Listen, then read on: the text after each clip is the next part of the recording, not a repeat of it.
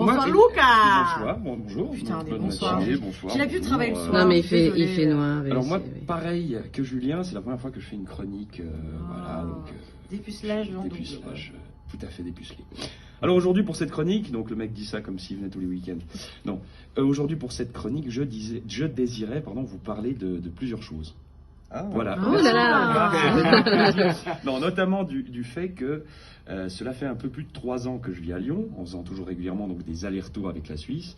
Et donc j'ai évidemment remarqué certaines différences culturelles, sociales, j'avais même envie de dire presque philosophiques. Eh bien je vais le dire, philosophiques même, parce que moi je prends des risques, je n'ai pas peur. Dites-le. Et j'ai même commencé, malgré moi, à adopter des comportements de Français. Alors, en quoi cela consiste-t-il, me direz-vous, parce que vous ne savez pas, vous avez déjà le nez Oui. dans le guidon, Oui, si j'ose dire. Mm. Alors Pas tout que dans le d'abord, guidon, hein. pas que dans le guidon, enfin, après tu mets ton nez où tu veux, mais enfin, c'est bon. Tout d'abord, fait intéressant, alors quand je suis arrivé en France, c'était en plein pendant les gilets jaunes, voilà.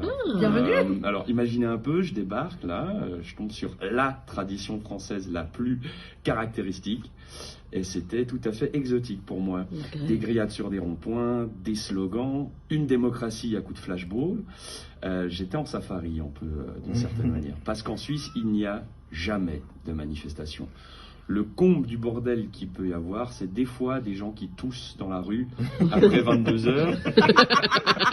Et le signe de rébellion le plus thug du pays, c'est de traverser la route en dehors d'un passage piéton. Mais c'est ça.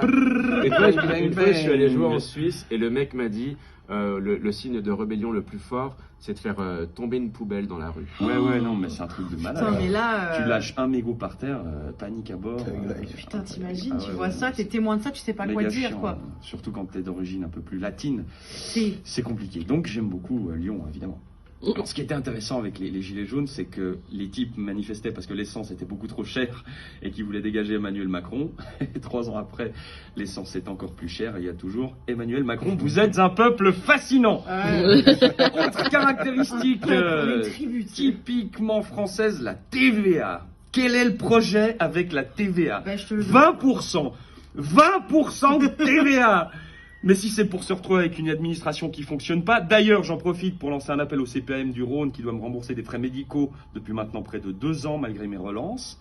Donc si c'est pour se retrouver avec des frais une administration qui ne fonctionne pas, des hôpitaux, on dirait que c'est des orphelinats post-soviétiques, avec un personnel qui a l'air plus malade que les malades, des rues qui sentent le hareng fermenté, des écoles, vous voyez, hein, je me suis très très vite intégré.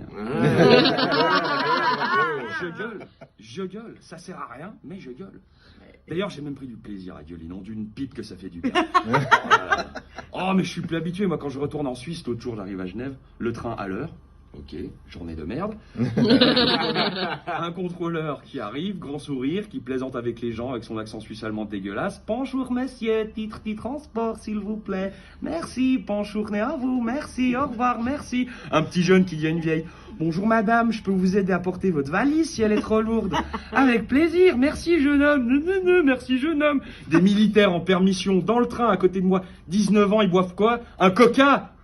Un coca. T'as 19 ans, t'es en perme, t'es à l'armée mon saucisson. Tu bois minimum une 8-8 en sortant de la caserne. Pas un voyageur qui a essayé de resquiller, tous avec leurs billets, ils étaient là, contents. Il y avait une bonne humeur enfantine dans le train. Oh, ça m'a aigri. Oh, ça m'a cassé les couilles. Oh putain, mais la Suisse, c'est pas un pays, la Suisse. C'est un épisode des Teletubbies en 3 langues. Et moi, quand est-ce que je peux gueuler, me plaindre, geindre, chouiner? Ah, moi, ce que j'aime en France, c'est donner un coup de coude à une dame pour rentrer plus vite dans le bus en lui disant « Oh, mais vous pouvez pas faire attention, merde !»